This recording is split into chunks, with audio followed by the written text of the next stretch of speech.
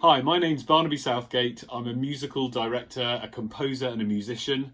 Since lockdown, I've also been working as a video editor and a sound designer and doing whatever I can to support the theatre companies that I regularly work for, and obviously to keep myself busy as well. I'm quickly going to explain where I am because that's the first question I get asked by everyone when I have Zoom meetings here. So this is my little home studio. I've got all of my musical instruments and sound equipment in here. The deal that I had with my wife was I was allowed to have a room in the house that was dedicated to all of my music stuff, but we had to have a spare room as well. So I'm underneath a double bed at the moment, which is really handy because down here it serves as a soundproof environment for me to work in.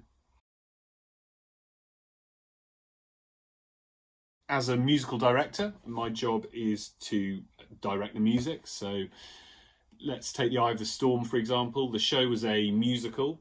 So my job as the musical director on that was to teach the cast the music and to talk through with Gaynor, who was directing it, what the music needed to do, where it needed tweaking and changing, and how we wanted it to sort of serve the story.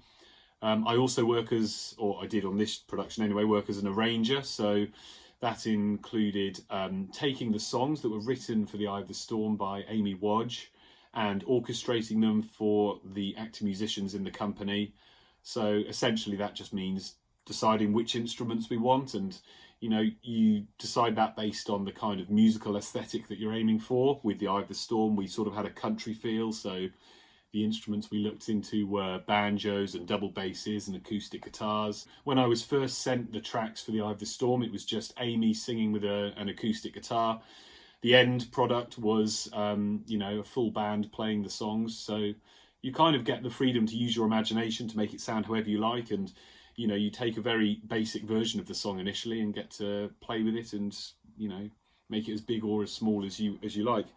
As a composer for Theatre Nanorg, my work has mainly been in their plays. So it's sort of composing underscoring and sort of scene change music, that kind of thing.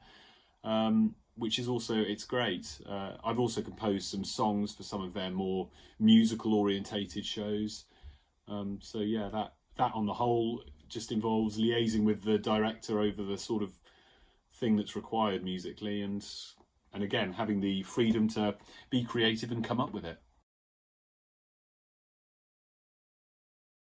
It began with me deciding, or being told, that I had to have piano lessons, which I hated for the first 3 or 4 years that I did them. And finally my parents said, right, you don't have to have piano lessons anymore, finish doing your grade 4, I think it was, and we'll leave it there, we'll call it a day.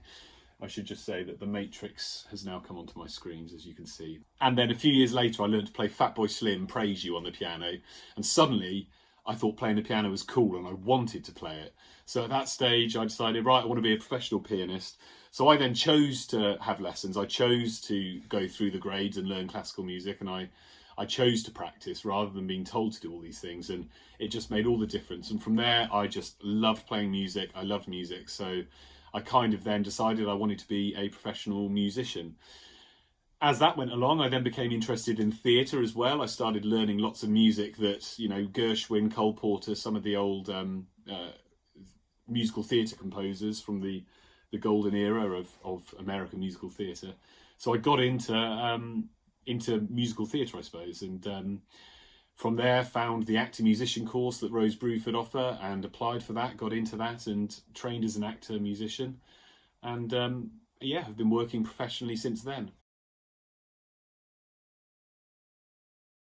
My first job was a rock and roll panto that was written and directed by Pete Rowe, who tends to do a lot of actor musician productions. So that was my first job. I was fortunate enough a few years later to get a job working in London's West End on a production called The Commitments. So that was directed by a chap called Jamie Lloyd and written by Roddy Doyle.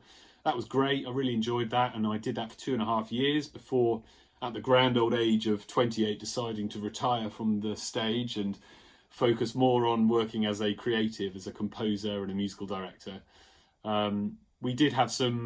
We were lucky enough during The Commitments to, do some cool things, like we went on Ant and Dec and Children in Need and got to meet, a few celebrities like Russell Crowe and one of the guys from from One Direction. So that was kind of my small brush with stardom, I suppose, and it was great. I also had the pleasure during that job of working with a good friend of mine who also works for Theatre Nanog a lot, called Dan Lloyd. We shared a dressing room for a year and both worked on that show, and yeah, we work together regularly now. I had my first job with Theatre Nanog, and that was working as a musical director and arranger on The Eye of the Storm. I also ended up performing in the show as well. I've slowly over the years been withdrawing from working as a performer so much, but yeah, it was such a great show and so much fun that I couldn't resist. So yeah, I worked as an MD and arranger on that show, and since then have composed for several of Theatre Nanog's shows, as well as musically directing and arranging for them. And as I say, currently work with them to help get their online content together in various forms. As I say, as a musician, a composer, whatever it is, a sound editor. So yes, it's been great. I really enjoy working for Theatre Nanog. Eye of the Storm we took to Hong Kong last year. It was in January. It happened to be over my birthday, which was great, and that was a week where it was crazy. We were part of a festival out there that was sort of doing lots of pop-up performances. You think along the lines of the Edinburgh Fringe Festival.